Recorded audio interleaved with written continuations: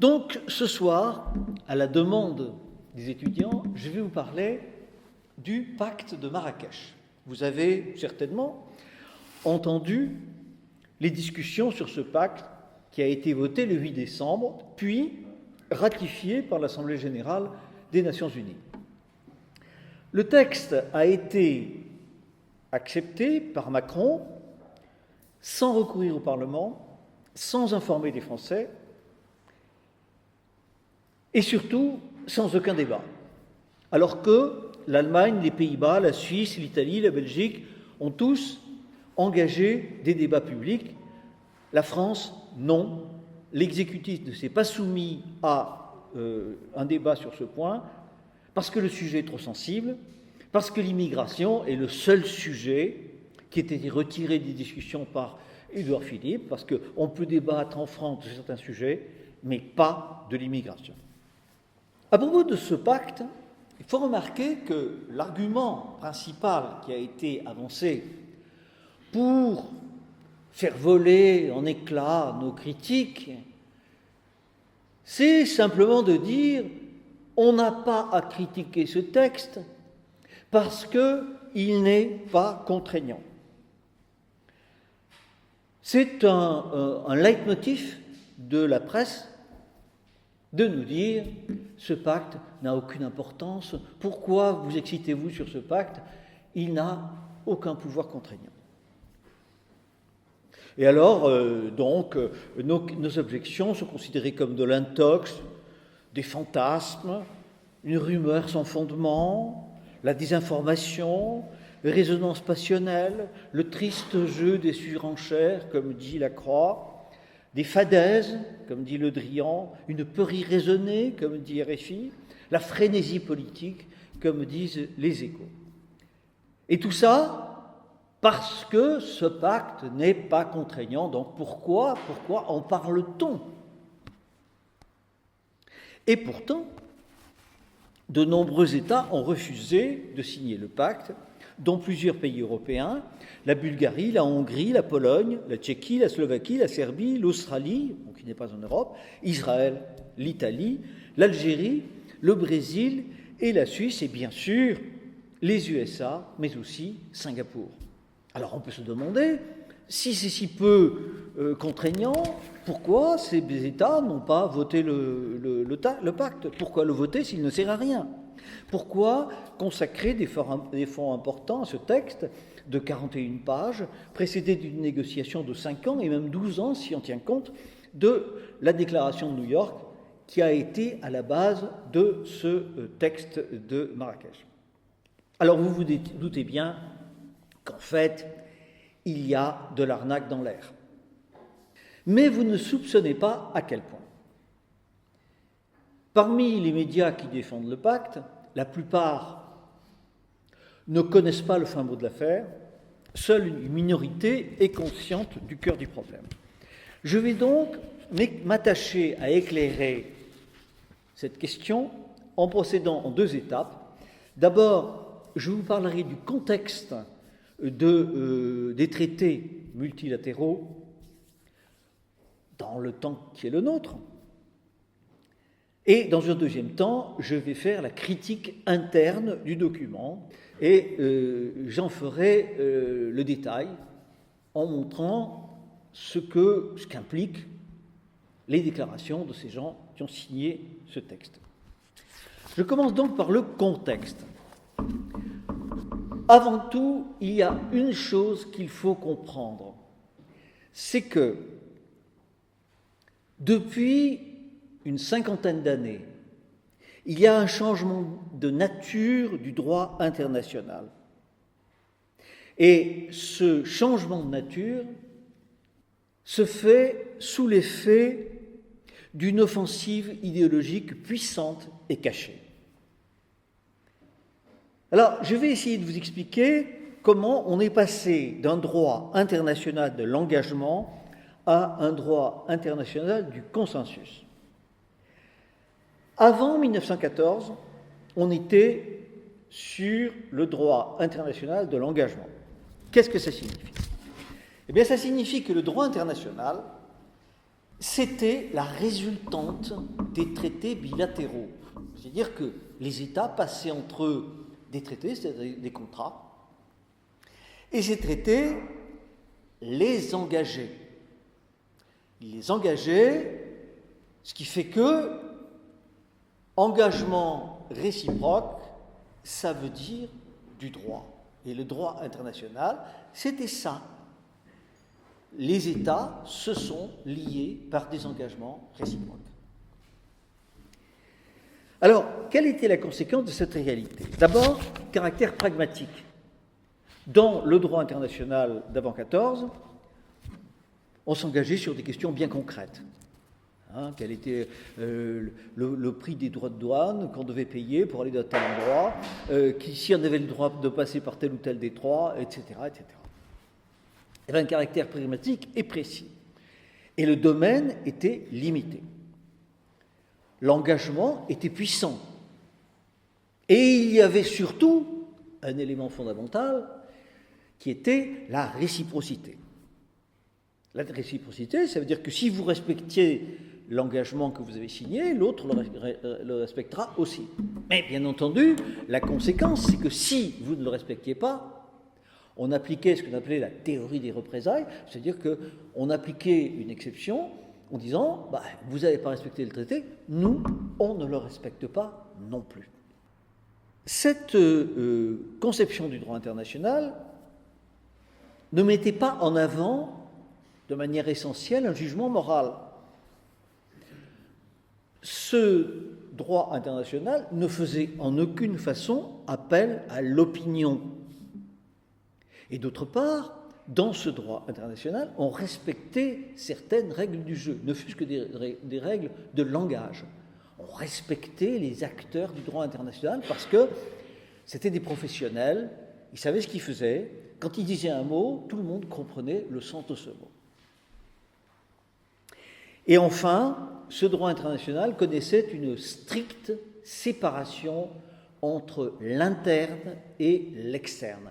Le droit international s'appliquait dans l'externe, mais dans l'interne, chaque État gardait sa souveraineté et son indépendance. Alors, la conséquence, c'est une efficacité, mais très localisée. Exemple caractéristique de l'application de ce droit international, quelque chose qui n'existe plus aujourd'hui, le droit de la guerre.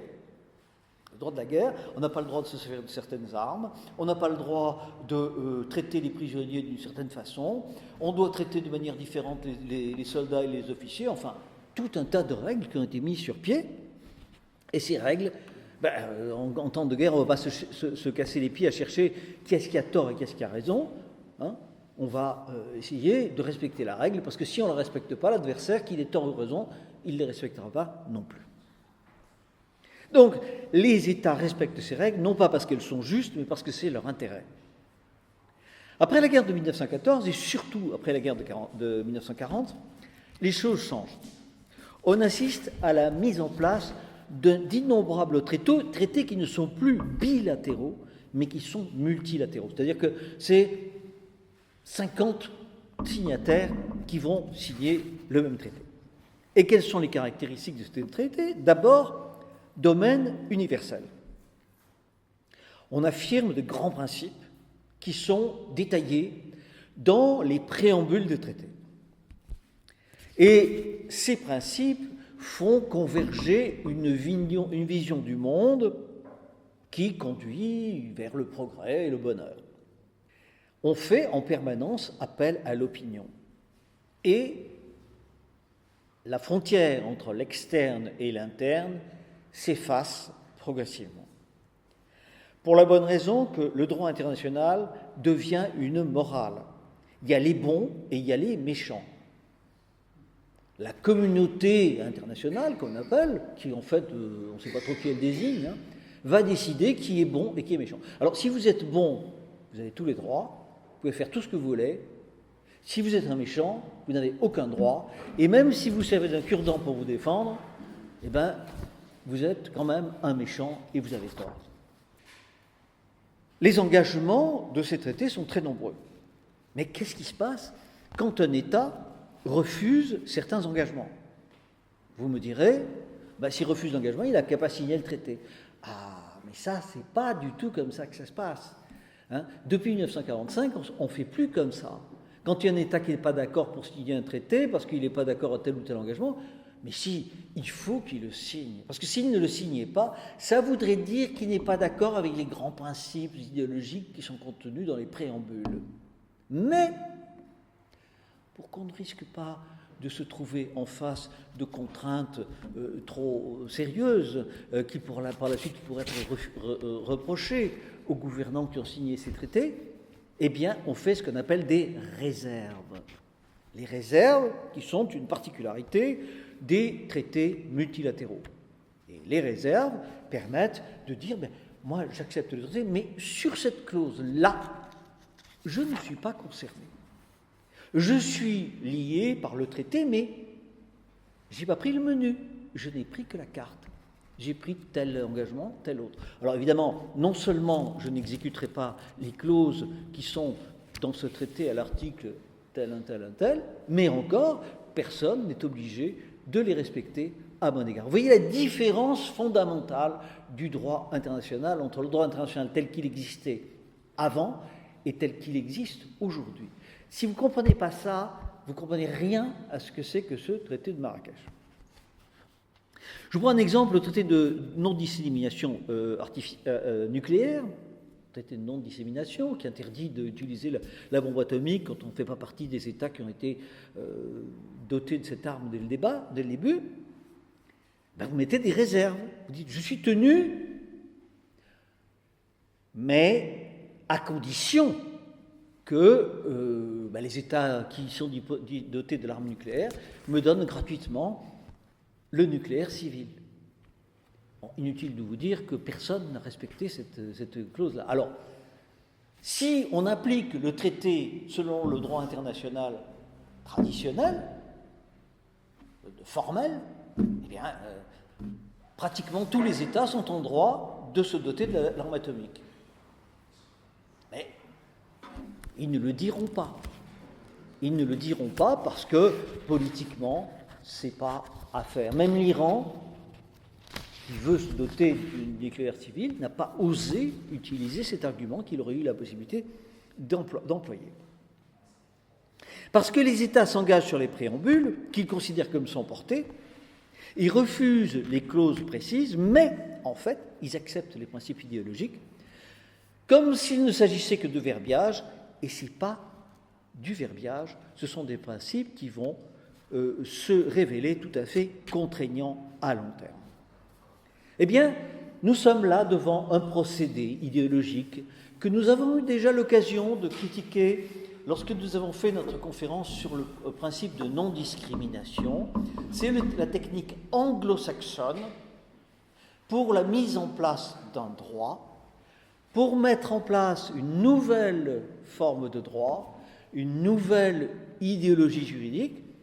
Eh bien, on commence d'abord par écraser les faibles avant d'imposer ce nouveau droit aux forts. C'est la technique du principe de non-discrimination. Et ainsi, toute résistance à ce nouveau droit doit être découragée, délégitimée par le tabou, par l'interdit qui pèse sur eux. Eh bien, nous sommes ici exactement dans la même technique que celle qui existe pour le principe de non-discrimination, mais cette fois-ci appliquée à la société des États et pas à la société des individus. Ce sont les ONG qui remplacent ici les ligues de vertu dans le style du MRAP ou de la LICRA. C'est ce que l'on appelle la soft law, le droit souple, qui est un des leviers du droit international postérieur à la Seconde Guerre mondiale. Et le premier à l'avoir théorisé, c'est un certain Jean Monnet. Est-ce que ça vous dit quelque chose? Jean Monnet, qui a été, avec Robert Schuman, le père de l'Europe de Bruxelles. Donc c'est un nouveau droit international qui conçoit l'élaboration d'une société nouvelle et d'un État fédéral mondial, n'est-ce pas, soutenu par une oligarchie mondialiste et l'immense majorité des ONG, Églises comprises, et du soutien des magistratures pour des raisons de valorisation et de pouvoir. Parce que vous savez, un magistrat, quand il peut dire « c'est moi qui ai pris telle décision qui change la face de la France », ça le valorise beaucoup. C'est pas forcément que ça va lui rapporter beaucoup d'argent, mais quelle satisfaction de vanité. Eh bien, c'est à ça qu'obéissent la plupart des grands magistrats. Eh bien, il semble qu'aujourd'hui, cette belle unité, qui allait toujours dans le même sens, soit quelque peu rompue avec Trump d'abord, aux États-Unis, qui a décidé que les traités multilatéraux, c'était terminé. Les États-Unis ne voulaient plus être liés par les traités multilatéraux. Shinzo Abe, au Japon, pareil, il a eu exactement la même attitude. Et puis, en Europe, vous avez des mauvais coucheurs, des ronchonnants, des gens qui refusent d'obéir à la règle commune, avec le fameux groupe de Visegrad, Pologne, Hongrie, Tchéquie, etc. Russie aussi, bien sûr, la Russie est tout à fait hostile à ce nouveau système, mais la Russie n'a pas eu une attitude apparemment plus souple, parce qu'elle est quand même un gros morceau. Étant donné qu'elle est un gros morceau, elle n'est pas obligée de crier très fort comme la Hongrie ou la Pologne. Et donc, l'idée est venue à certains de créer un nouveau type de traité qui serait exactement le même que les autres traités que l'on a eus, les traités multilatéraux depuis la Deuxième Guerre mondiale, mais qui ne permettrait pas d'insérer des réserves. Parce que si le traité n'est pas contraignant, on ne peut pas y insérer de réserves, ce qui implique l'acceptation unanime. Voilà ce qu'ont compris un certain nombre de juristes pervers qui se sont dit qu'après tout, pourquoi maintenir cette forme du traité multilatéral contraignant si on pouvait faire un traité qui n'a pas de pouvoir contraignant formel, mais qui présente exactement les mêmes avantages que les autres. Simplement, à partir du moment où il n'y a pas de contrainte, eh bien, les réserves sont sans objet. Et ça, qui est-ce qui l'a inventé? C'est un juriste irlandais qui s'appelle Peter Sutherland. Je vais vous dire quelques mots de ce Peter Sutherland.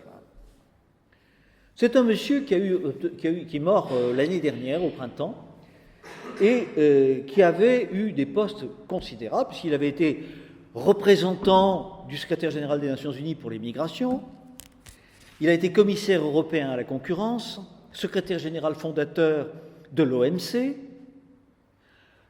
directeur d'Ericsson, président de Goldman Sachs International et de British Petroleum. Et il a été membre du comité directeur du groupe Bilderberg pendant 30 ans. Déjà, vous avez un cursus honorum qui vous décrit le personnage. Il a été qualifié de père de la mondialisation. C'était un grand ami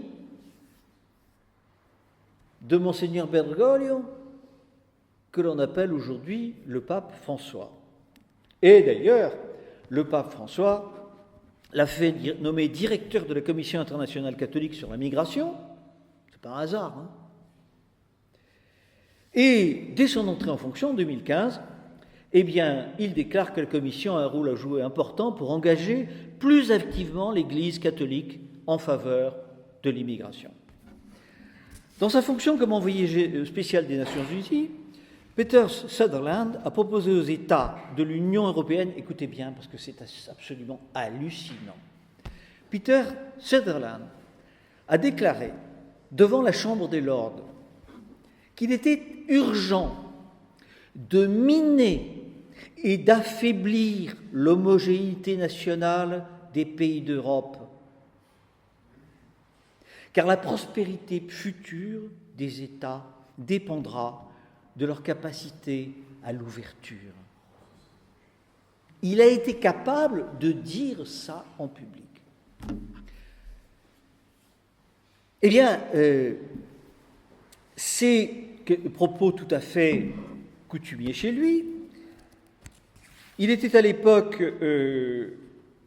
président de Goldman Sachs et il déclara le 21 juin 2012 que tout individu doit avoir la possibilité d'étudier et de travailler dans le pays de son choix et qu'il fallait émettre un nouveau droit de l'homme, le droit à l'émigration et le droit à l'immigration. Autrement dit, il est partisan de la destruction des États, de la fin des nations, du métissage universel, qui sont, comme chacun sait, des étapes du plan de Dieu.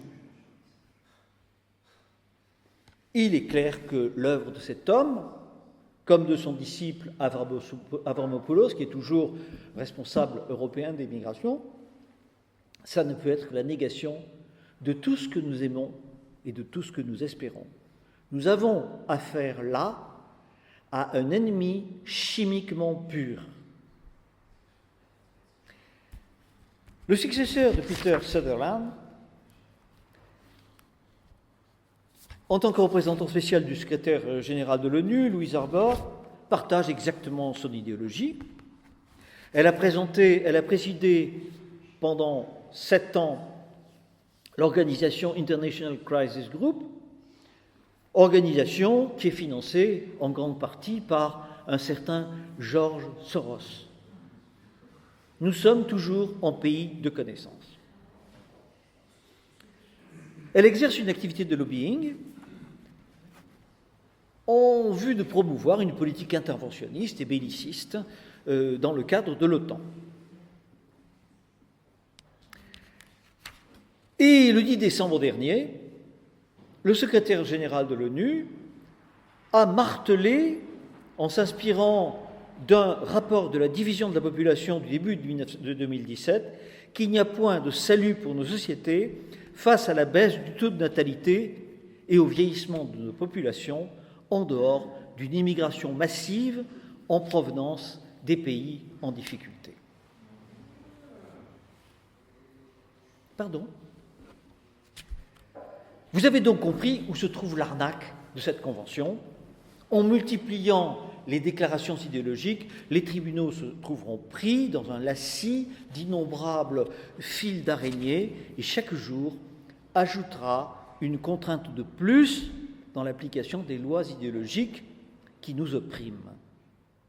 Voilà, c'est une couche de plus, un bétonnage supplémentaire dans l'établissement de cette société internationale fondée sur les droits de l'homme idéologiques.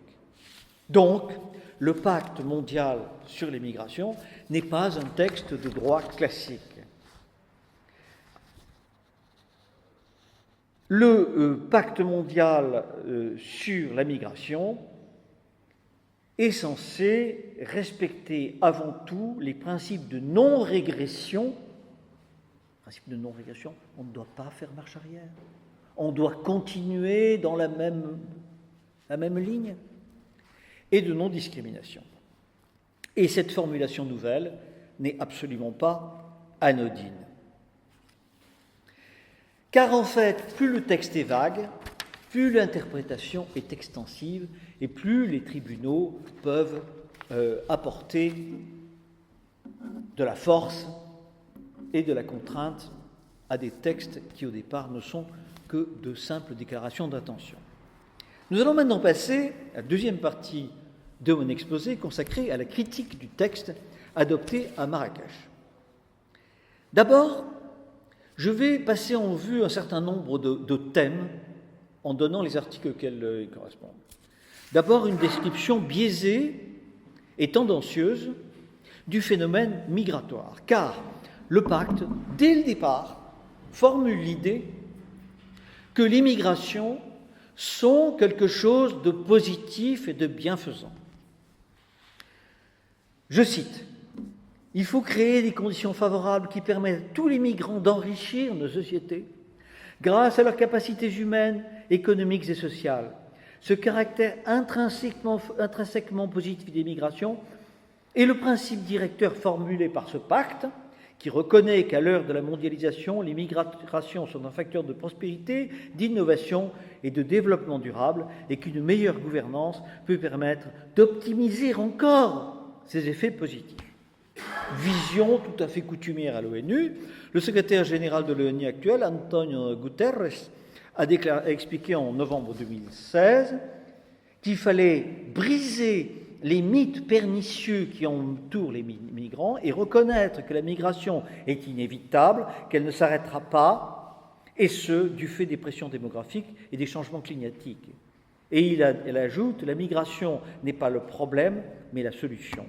Les sociétés multiethniques, multiculturelles, multireligieuses qui se construisent sont la richesse des nations. Vous voyez, on n'est pas dans du soft, hein. Les choses sont avouées de manière très nette. Hein. Donc, critique du texte passe d'abord par cette description biaisée et fausse du phénomène migratoire, car il est absolument impensable pour les rédacteurs du pacte qu'on puisse dire qu'il y a des conséquences négatives à l'immigration. Deuxièmement, un blocage de toute volonté de reprendre en main la politique migratoire. Le pacte définit les objectifs. Pour un texte qui n'est pas contraignant, c'est quand même assez gratiné. 24 objectifs. Et tous, la plupart, ont pour but d'empêcher toute volonté de résistance à l'invasion que nous subissons. L'objectif 5 fait obligation aux États de destination d'organiser le regroupement familial des migrants.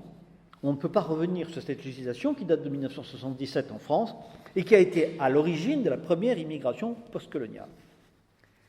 L'objectif 13 demande qu'il ne soit recouru au placement en rétention administrative des migrants qu'en dernier ressort.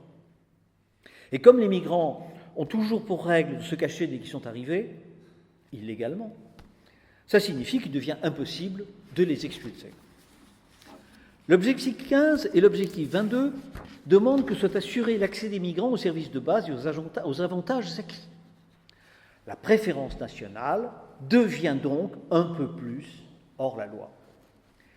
L'objectif 16 veut que l'on donne aux migrants les moyens en faveur du choix pour la pleine intégration, ce qui implique qu'il devient impossible de choisir l'immigration que nous pouvons accepter. Autrement dit, le choix, c'est uniquement le choix du migrant qui veut s'intégrer ou pas s'intégrer.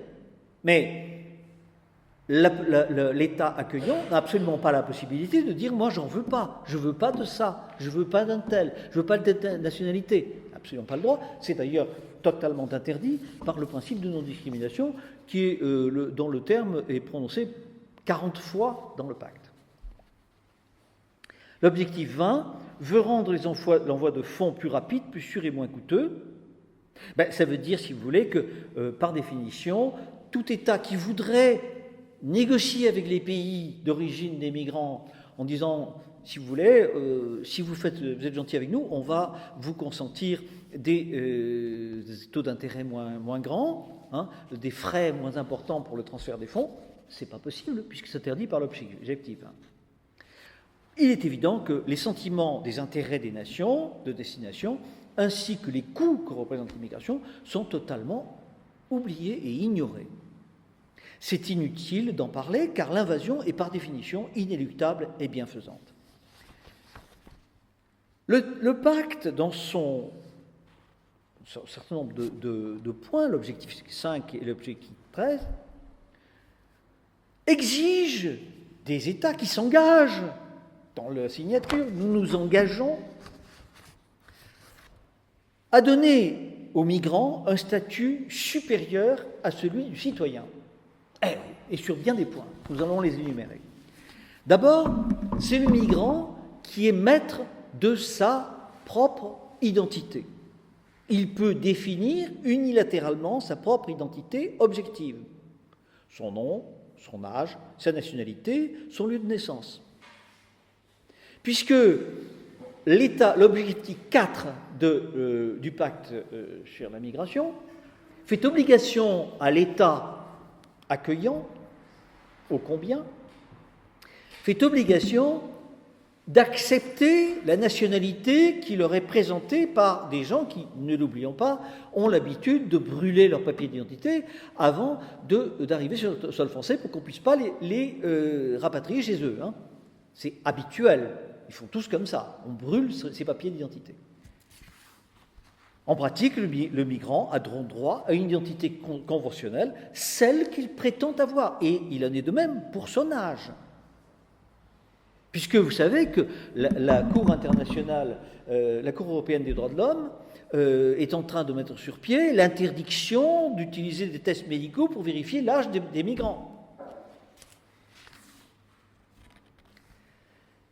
Mais il est évident que ça, c'est quand même quelque chose de terrible. Enfin, ensuite, le texte prévoit que les lois françaises sont suspendues à l'égard des migrants et ne s'appliquent que si elles ne lui créent aucun préjudice. Si une loi française est considérée comme causant un préjudice aux migrants, cette loi est considérée comme non existante et doit être suspendue. Et tenez-vous bien, les lois sont présumées être contre l'intérêt et le bien-être des migrants. Ce qui veut dire que c'est à l'État accueillant de prouver que la loi n'est pas contraire au bien-être des migrants. Vous imaginez ce que représente cette présomption d'illégalité de la totalité de nos lois nationales par rapport aux étrangers qui viennent chez nous. D'autre part, lorsque un arrêté d'expulsion est pris par les autorités des pays accueillants qui ont signé le pacte, eh bien, une autre disposition exorbitante oblige les États à accepter ce qu'on appelle l'exception d'action en cours. C'est-à-dire que si une personne qui est expulsée parce qu'elle ne bénéficie pas du droit d'asile ou toute autre raison, n'est pas d'accord avec cette décision et qu'elle intente une action en justice, cette action est suspensive. C'est-à-dire que l'exécution n'est pas possible. Alors que vous, messieurs, sachez bien que si on vous enlève le permis de conduire pour avoir commis une infraction et que vous faites appel, vous insurgez contre cette décision, faites appel, ou même vous allez en cassation, ce n'est absolument pas suspensif. Vous continuerez à marcher à pied. Hein. Mais là, nous avons affaire à un type particulier de délinquants étrangers, eh bien, qui rentrent sur notre sol et, de manière illégale, eh bien, on est obligé d'accepter que tous les arrêtés d'expulsion soient suspendus en fonction de cette action juridique en cours. Et, bien entendu,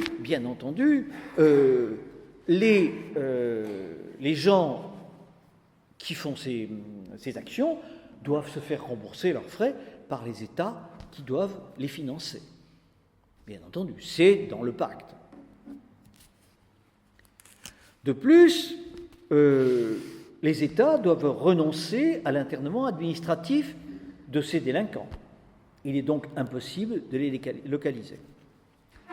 Un autre point inquiétant, c'est l'objectif 22, qui établit ce qu'on appelle la portabilité des droits des migrants. C'est-à-dire que les migrants ont la possibilité de revendiquer des droits sociaux qu'ils ont obtenus dans d'autres pays et de les obtenir dans le cadre du contexte économique du pays accueillant. Bon, ils ont pu avoir une retraite ou des allocations familiales, mais je ne sais pas moi, au Sénégal ou au Mali, eh bien, ils ont droit à la même retraite, mais pas selon les conditions économiques du Mali, hein, mais ils ont le droit. Or, ils n'ont pas cotisé pour ça, bien sûr. Hein. Il n'y a pas eu de cotisation, mais il n'y a rien du tout. Simplement, ils l'ont obtenu au Mali. Ils ont peut-être cotisé au Mali, ils ont le droit de l'avoir en France aussi, c'est comme ça. Et ceci est valable pour même lorsque ces droits ont été acquis pendant leur voyage. C'est-à-dire, Quand ils n'ont pas encore atteint leur pays de destination, ils passent dans plusieurs pays, ils travaillent momentanément, ils acquièrent des droits. Ces droits, ils sont opposables à l'état de destination. Et d'autre part, un autre point absolument incroyable, c'est la rétroactivité automatique des régularisations. Ça veut dire que tous les droits sociaux des migrants sont acquis, non pas le jour où ils sont régularisés, mais à partir du moment où ils sont arrivés sur le territoire national. Alors quelqu'un qui arrive illégalement, qui reste dans la clandestinité pendant 25 ans, au bout de 25 ans, on le régularise, il a le droit de se faire reverser tous les droits sociaux qu'il n'a pas encaissés depuis son arrivée sur le territoire national. C'est hallucinant. On demande donc à la protection sociale d'assumer la charge de millions de personnes supplémentaires. Vous remarquez que le système par répartition repose sur une moyenne de cotisation de 34 ans. Eh bien, à l'âge où ils arrivent, dans l'état de leurs compétences et de leur connaissance de la langue, il est impossible qu'ils contribuent pour cette durée aux cotisations. Alors quand on vous dit l'immigration c'est une source de richesse, je suis désolé, mais là, sur le plan des droits sociaux des Français, là, vraiment, c'est paradoxal.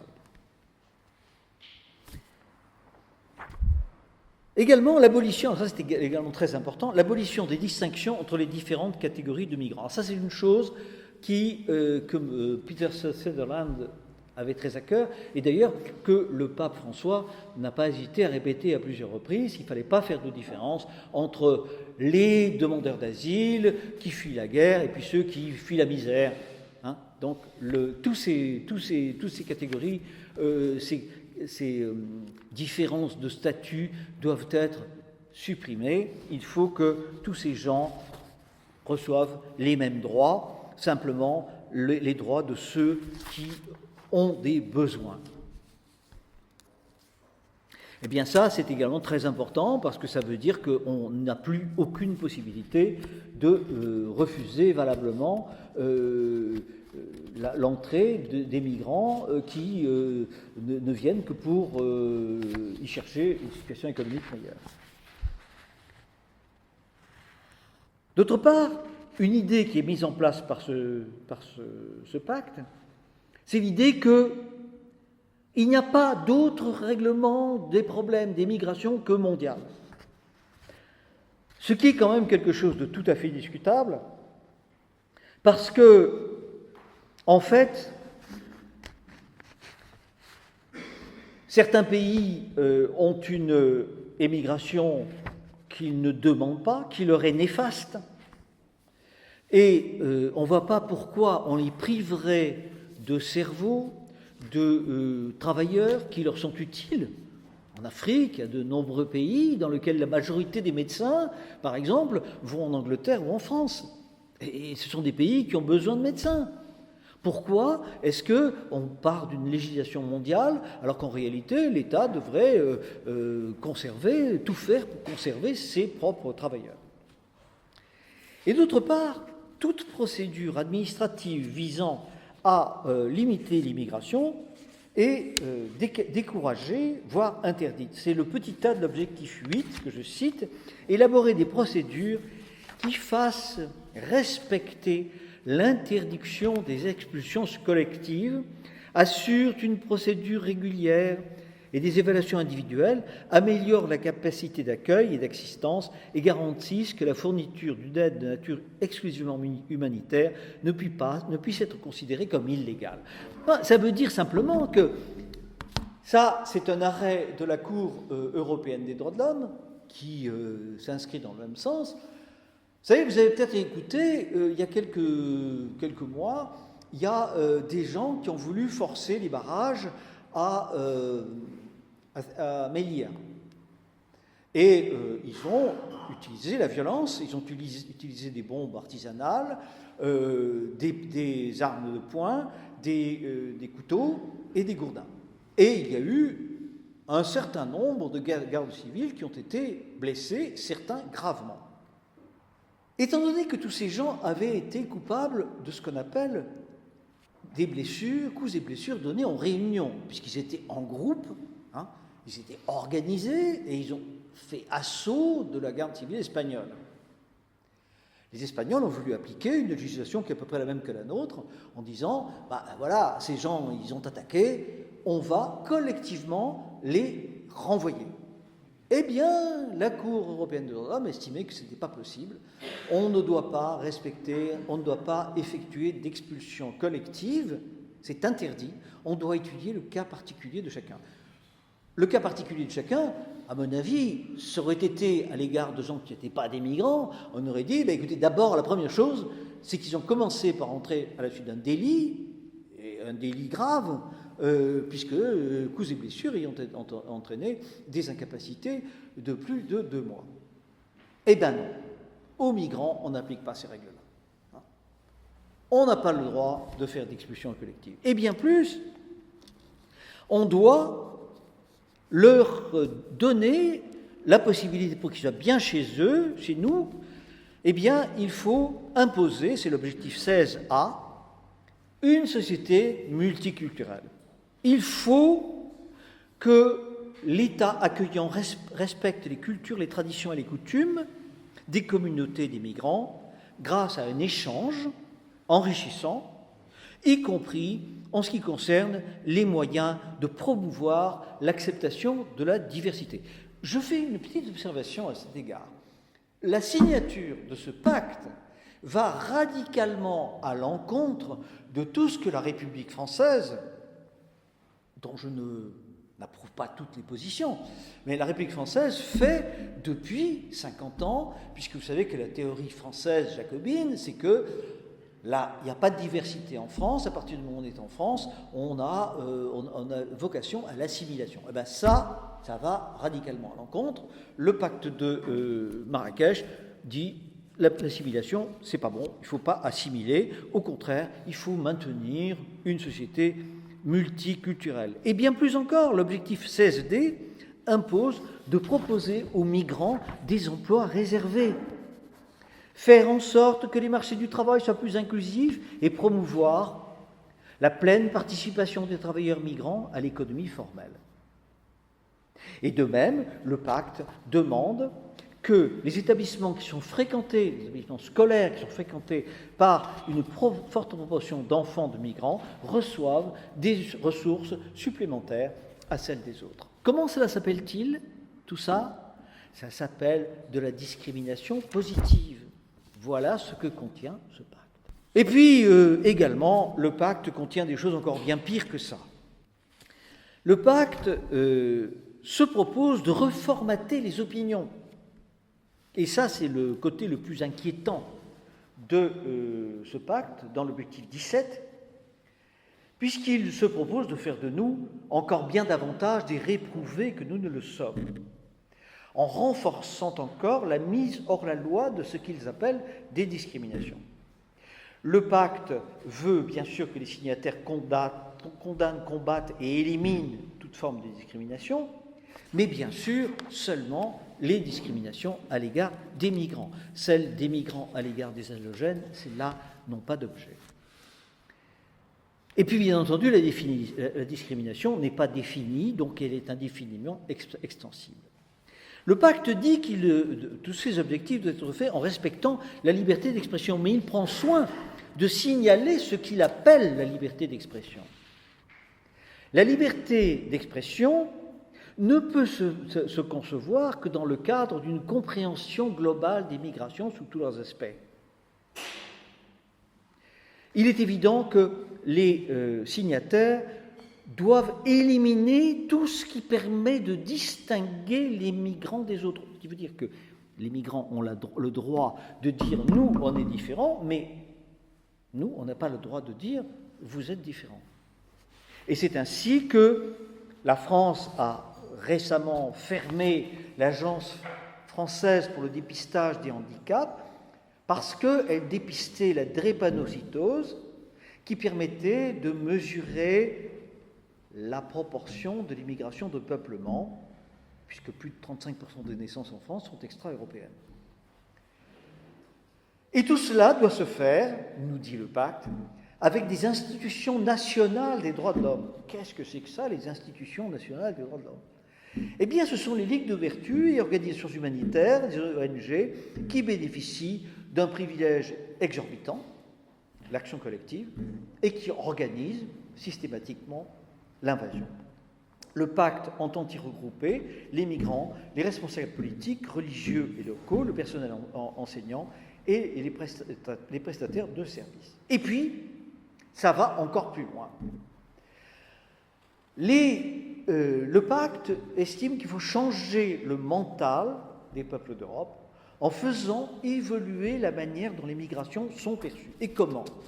Eh bien, parce que le pacte appelle une information indépendante, objective et de qualité, qui s'appliquera également, nous dit le pacte, à Internet. Parce qu'Internet, quand même, c'est pas assez contrôlé. Hein. Il faut qu'on intervienne maintenant pour empêcher qu'on dise certaines choses sur Internet. Et qu'est-ce que c'est qu'une information objective et de qualité ? Ben, c'est une information qui est favorable à l'immigration, tout simplement. Les pays signataires doivent former des fonctionnaires chargés de faire appliquer les législations à l'égard des questions de migration. Et que se passe-t-il si certains secteurs des médias ne sont pas d'accord ? S'ils disent non, mais nous, l'immigration, on n'est pas d'accord, on estime que c'est mauvais. S'ils refusent les normes déontologiques qu'on cherche à imposer, et le pacte en parle très clairement, il faut imposer une terminologie nouvelle afférente aux migrations, je cite.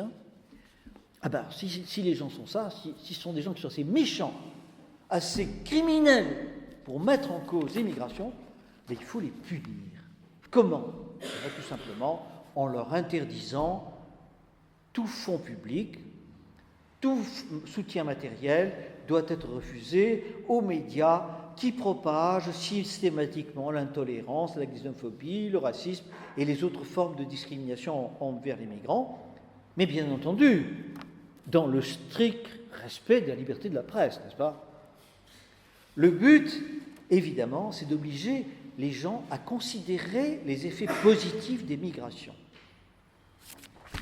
Ça, c'est quand même un peu fort de café.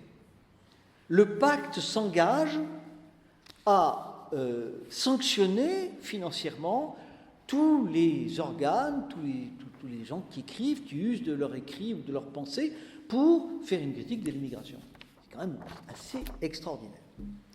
Et alors, je voudrais à ce sujet répondre à un argument que les gens partisans de l'immigration présentent en réponse à ce que nous venons de dire sur ce point précis.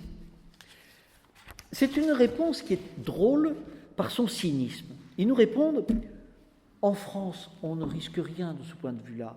Il n'y aura pas de remise en cause de la liberté d'expression parce que les dispositions légales que réclame le pacte sont déjà en vigueur dans notre pays. » Quel extraordinaire aveu! Et pourtant, cette justification n'est pas exacte, car comme le corpus législatif de l'antidiscrimination est un corpus cumulatif qui avance toujours plus loin, qui ne s'arrête jamais, il est évident que ça renforce encore cette façon de nous priver de la liberté de penser dans notre pays. Alors, j'ai été assez long, je vais en conclusion revenir à ma question de départ. Le pacte est-il contraignant ou non ? Eh bien, répondant le 12 octobre au Bundestag à une question du député AfD Martin Hebder, la chancelière Angela Merkel a déclaré « Quand, lors de l'Assemblée générale de l'ONU la semaine prochaine, le pacte sera à nouveau discuté et adopté, un État membre pourra demander un vote. Pour ce vote, il faudra que 2/3 des pays de l'ONU l'approuvent et dans ce cas, le pacte s'appliquera à tous. Il en est ainsi, nous dit Mme Merkel, lorsque les décisions sont prises à la majorité. » Alors, ce que dit Mme Merkel, ce n'est pas conforme au droit. Ce n'est pas conforme au droit international, car en fait, les décisions de l'Assemblée générale de l'ONU n'ont pas de caractère contraignant. Et d'ailleurs, il y a des États qui cumulent plusieurs centaines de décisions de l'Assemblée générale de l'ONU en s'asseyant dessus. Bon, je pense que vous n'aurez pas de mal à connaître le nom de cet État. Bien. Alors, évidemment, ce n'est pas du droit. Ce n'est pas conforme au droit international formel. Mais c'est parfaitement conforme au discours sur le droit qui se tient à l'ONU. et au texte du pacte lui-même. Je vous citerai les points 41 et 45 et 46. Point 41, disent les États qui signent, nous nous engageons à atteindre les objectifs du pacte mondial et à honorer les engagements qui y sont pris en accord avec notre vision et nos principes directeurs en prenant des mesures concrètes à tous les niveaux. Et du reste, le pacte comporte des dispositions pour contrôler sa mise en œuvre. Vous voyez, pour un pacte non contraignant, tous les ans, il y a une vérification de la mise en œuvre. Le secrétaire général de l'ONU rendra compte à l'Assemblée générale de la mise en œuvre du pacte, s'appuyant sur un réseau coordonné par l'Organisation internationale pour les migrations, dont les capacités seront renforcées par le secteur privé et les fondations philanthropiques. C'est le point 43. Enfin, un forum d'examen des migrations internationales se réunira à un haut niveau tous les 4 ans et fera chaque année un point informel sur la mise en œuvre du pacte. Quant aux États, ils seront invités à élaborer et à présenter des plans nationaux de mise en œuvre et à se soumettre à des examens impliquant toutes les parties prenantes, au nombre desquelles les ONG que nous avons vues plus haut. Alors, est-ce que ce pacte est contraignant ? Eh bien, je vous répondrai oui et non. Oui, sans hésiter, si on se tient à ce que je viens de vous dire, et qui montre la volonté délibérée et impitoyable de mettre en place un droit universel à la migration. Non, si l'on remarque que certains États ne respecteront jamais le pacte, alors que d'autres se feront un devoir de le faire. Quels États se refuseront à appliquer le pacte tout en l'ayant signé ? Eh bien, des États qui, dans leur constitution même, dans leur loi fondamentale, excluent l'inclusion d'autres peuples. Je citerai l'Arabie saoudite, les Émirats arabes unis, le Japon, la Malaisie, la Corée, la Chine. Tous ces États ont signé le pacte, mais ils ne l'exécuteront pas. Et pourquoi ne l'exécuteront-ils pas ? Parce que personne n'y fera attention. Et pourquoi ? Comment expliquer ce régime de 2 poids, 2 mesures ? Eh bien, c'est très facile. Il n'y a pas, dans les pays que je viens de citer, une pensée humanitariste enracinée dans la mentalité, ni d'association pour servir de relais à une dérive dissolvant les nations. La conséquence, c'est que la seule question qui vaille quand on parle du pacte sur l'immigration, c'est la question idéologique. Si nous savons remettre en cause l'idéologie de la dissociation et convaincre une partie des hommes de pensée de notre pays, il sera facile de rallier la plus grande part des Français. Et à partir de là, les techniques de Jean Monnet et la pensée humanitaire seront totalement déconnectées du réel. Et pour cela, il faut beaucoup de volonté et d'effort et de courage en vue de désigner les traîtres au travail.